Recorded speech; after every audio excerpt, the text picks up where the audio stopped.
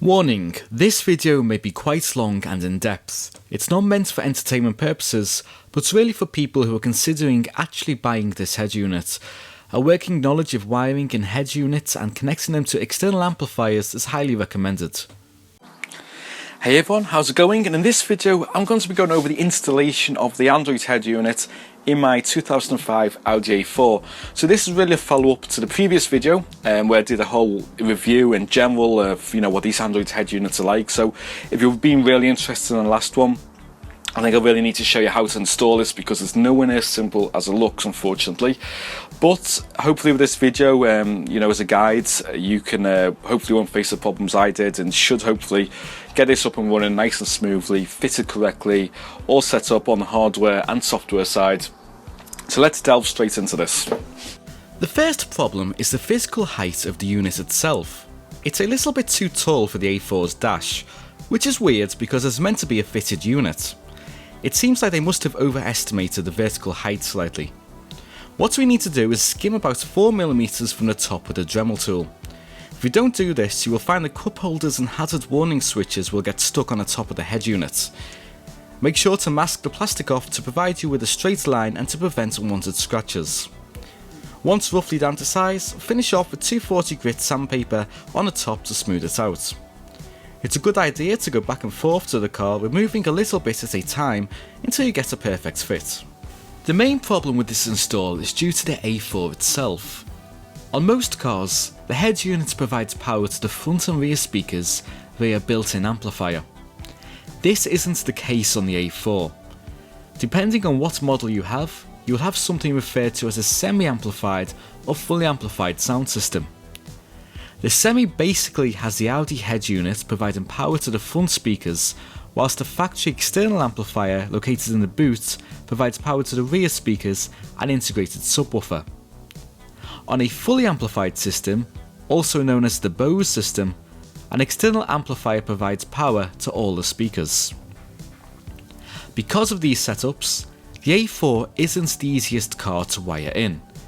If you just plug the head unit's wiring harness into the car, you get no rear speakers on the Semi system and nothing at all on the fully amplified system.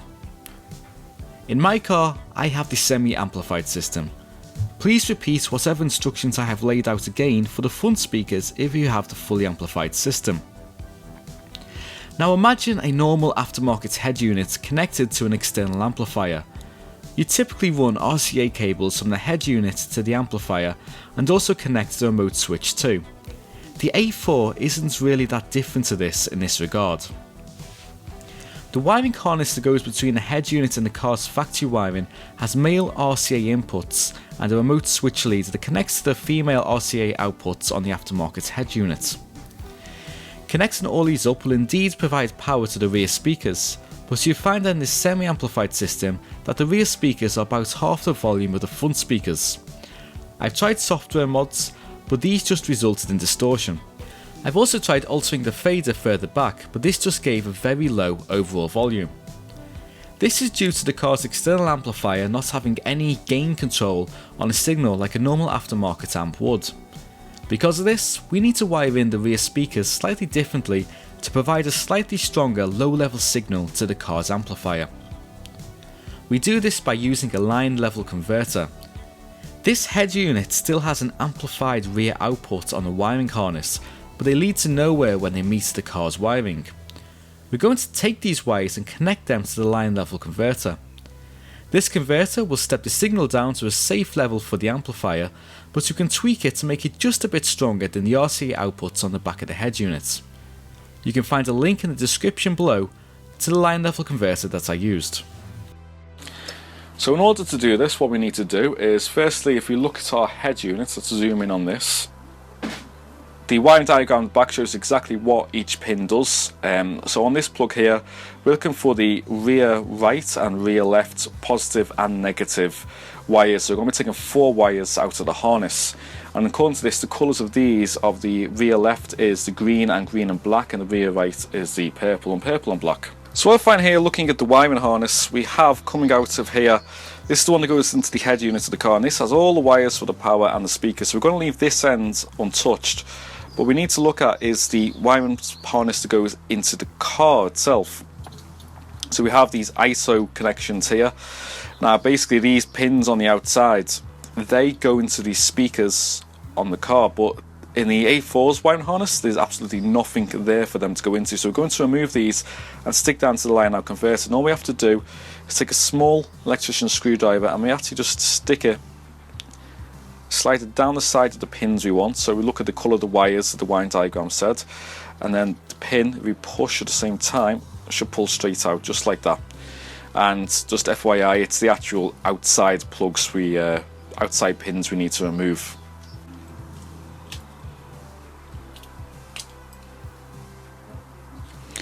So as you see now, we've got the 4 wires we need. All we need now is to wire these into the line out converter. So firstly, taking my wire strippers, so I'm just going to cut off the ends of the wires we took off the harness. So just cut them off like that.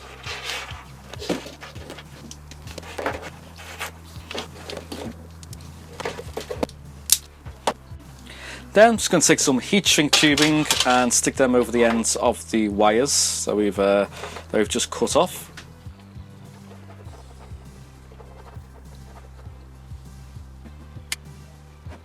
And one at a time, when my soldering iron warms up, I'm going to actually connect the wires together one by one. So let's start with the wire on the harness. We're going to the purple and black wire, which is our rear right. It's going to go to the black wire on the converter. So I'm just going to pull that off, just give it a little bit more. There we go, and basically we're going to intertwine the 2 wires.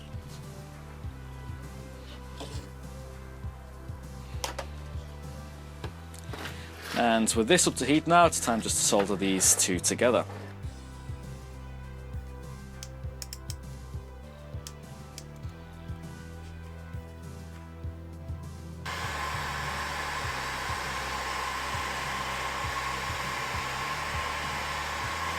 So now basically all this is connected to the harness. What I need to do is find the rear left out and the rear right out and basically just connect them into here. So I put the corresponding colours on here just to make it a little bit easier in the future. So we'll find our, again like I said, rear right out straight into here, and rear left out straight into here. Now, like I said before, if you have the Bose amp, you would just do the exact same thing with this for the front speakers. And then included in our kit we had this here, the CAN bus decoder, so this plugs into our harness as well. It goes straight into this white wire, like that. And basically what I'm going to do now is I'm just going to kind of tape all this together using some of this tape. It's like a fabric tape, makes it look really OEM, but it's also going to help stop all this rattling behind the dashboard of the car. So of course it's completely optional if you want to do this, but I'd say it's highly recommended to do it. I've already kind of done it with this here, just to keep all the wires grouped together that I might need to connect stuff to in the future.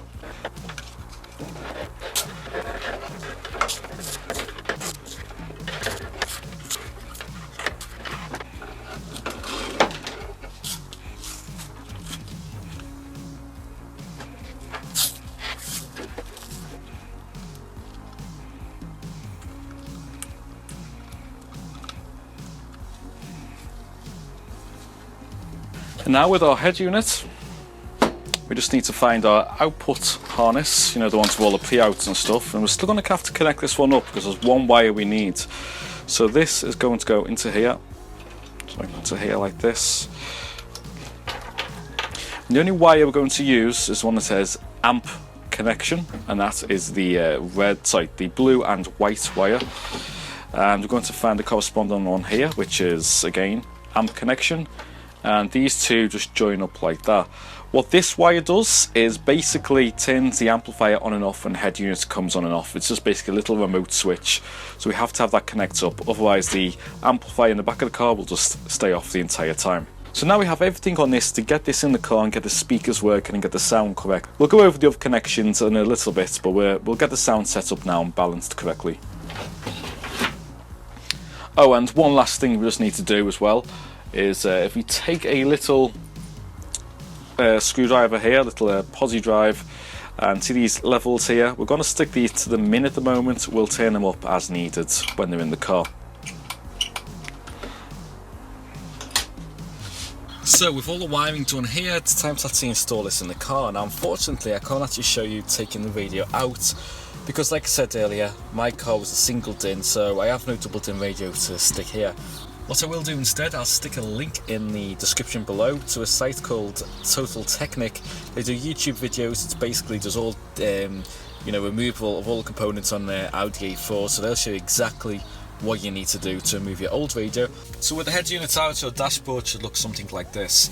Now the problem with this new unit, it falls into the same problems that all aftermarket head units fall into, especially when there's quite a bit of wiring at the back, is that trying to get stuff to fit in properly can be a little bit hard. Now the problem with this car is, if I can get this in here, see this big fat wire block at the back here? That won't come down at the moment, so what we actually need to do is trim a little bit, there's a tie wrap holding this in, and we just need to kind of cut this off, and it's going to allow the wiring harness to kind of fall down here below the climate control unit, which is going to make it much easier to actually slide the new head unit into the back.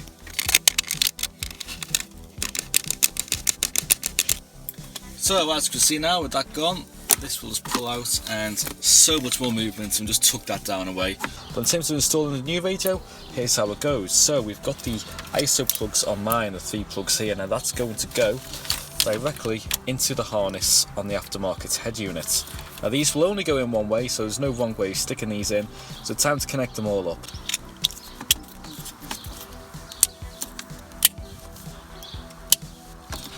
For the time being, I'm going to leave all the other connections aside for now. We're just going to actually tune the speakers, make sure everything's working first, because we need to actually adjust this box to get the levels correct. Now I know my interface here looks different to yours, but it's just a new home screen I've stuck on. But what we need to do, before we actually try balancing any of the sound, we need just to alter one setting, which is quite important. So if we go to our settings, which should be the same once you actually get into it on your one, like here, and scroll all the way down to the bottom and go on to car.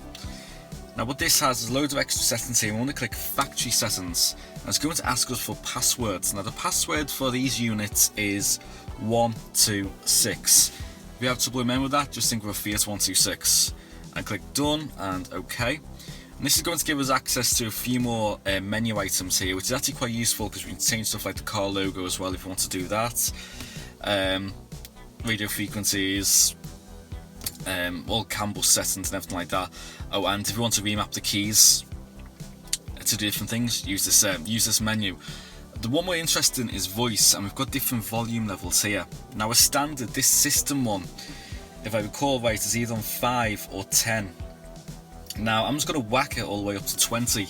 Now this will boost the system volume quite significantly.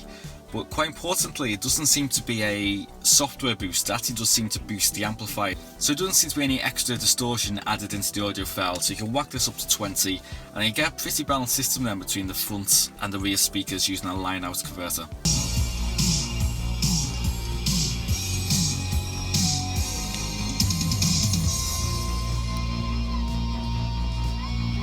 So one other thing we need to do, if you go to amplify settings, when actually going through the when trying to sound out, we want to make sure that our fade and balance is set to all or in the center, so we can actually get a nice centered sound stage and get the volume between the front and the rear correct. Once you've done that, you actually then want to try every single corner to make sure your left center your left, your right center your right. Try sticking it directly back like that, make sure that all your speakers are in phase. And surprisingly, what actually really surprised me was, although the one I wired in, the rear, left and right was fine, it was actually the front ones were inverted. The left channels being sent to the right, right channel to the left. And that came from the factory like that. So we need to change those pins around, which I'm going to show you how to do now, and then everything should line up perfectly. Right, so we just encountered one problem then, which really surprised me actually. This box works perfectly. The right channel at the rear was sent to the right channel, the left channel was sent to the left channel, and we had a great boost in volume. It was actually louder than the front, so we can turn this down a bit, so that's fantastic. The problem was, which really surprised me, was the stock wiring harness in here, in the, well, you know, say the factory made wiring harness on the head unit. That's the wrong way around. The left channel's being sent to the right and the right to the left, and we haven't even touched these or messed with these. What we're going to have to do though is basically, the way we took the pins from the outside before to wire into this box, we're going to take the pins out, but we're just going to swap them around in here, so we'll invert these two and the channels should line up properly. Now it is really easy just to say, oh, we'll swap these two instead and both sides will line up, but our left channel will be on the right or right will be on the left, and I don't want to do that, so I'd rather just sort this one out like this. So it's really just a case again of sticking our screwdriver, little screwdriver down the pin, and then, one of them's come out. We're going to have to do the same now with this one. Let's stick like the positive sides together first so we don't actually invert them, the polarities, otherwise we'll have the base cancelling out. So let's say we keep the top twos and swap them first. Actually, it's worth noting as well when you do this, because these little pins here, see that? That kind of folds down when you push them in, so you kind of just want to get a screwdriver and pry them back up a bit so the pins clip in and don't end up releasing themselves by accident. See, like that? Just give a little bit of a lip. See, because if you do that, they pull out really easy because they're flat.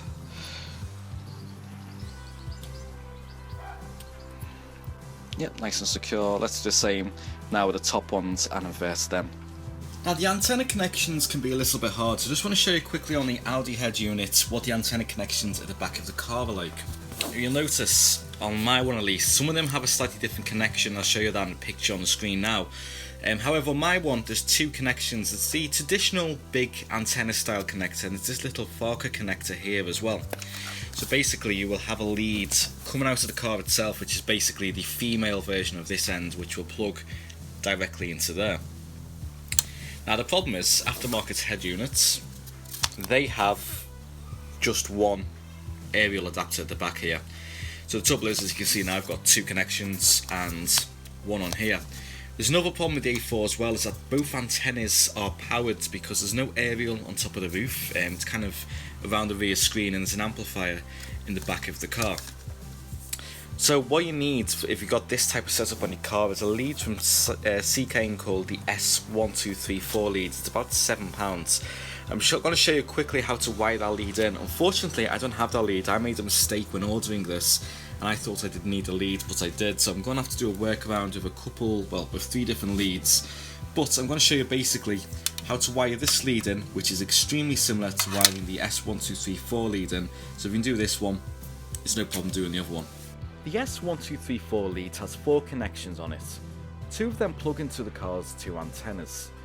On the other end, one connection plugs into the antenna connection on the head unit, and the other into the blue antenna wire on the head unit's main wiring harness. Using 3 separate leads, I made my own version of the S1234 lead, which will be identical to wire in. Mine's just a little bit more bulky. Right, here's a little bit of a neater looking harness now, so I've kind of took all those wires, connected them all together, used loads of Tesa tape around here just to keep it soft and dampened and keep it looking much simpler and professional. So this, if you've got the S1234 adapter, will look very similar to this, just this is going to be less bulky. So I've took the 2 power connections off my ones here and soldered into one. We've got one aerial connection and we've got the 2 connections now to go to the car. So let's go and stick this in the car and show you how to wire this in. So here's what we've got on the car here. These are the 2 connections we need to wire to. So to the end of our harness, we're going to wire them directly into there. Then we've got to the aerial connection, a male one, on the end of the harness. And stick this into the back of the radio. And that goes directly into this port here. So what I need to do is, on the wiring harness, coming out the back of here, you will find the antenna connection, which is this blue wire labelled antenna. And what we need to do on the harness we have here for the antenna, we want to stick this power connection into the antenna connection here. So as you can hear, we have a signal at the moment, so it's very, very weak. Now when we connect these 2 in, you're going to hear that's a much stronger connection like this. For the stage adaptation of Victor Victoria, a heart-melting voice. And if you want to connect these, this does come with the wiring harness on the radio. You can actually just crimp this down if you want. Ideally, I'd recommend using bullet connectors for these, so you can separate them. I don't have any at hand at the moment, so I'm going to have to go with the crimping method. And finally, I'm just going to stick some insulation tape around there to keep it nice and secure. And that is pretty much it, and I know this has been a long and boring video, but thank you very much for sticking with me. If you made it this far, feel free to have a cookie on me. But if you find this video useful and you want to see more stuff like this, please be sure to subscribe to the channel, leave a like, or just leave a comment in the section below. If you have any questions, please feel free to ask. I'll do my best to get back to you. Anyway, thanks for watching, see you soon, take care.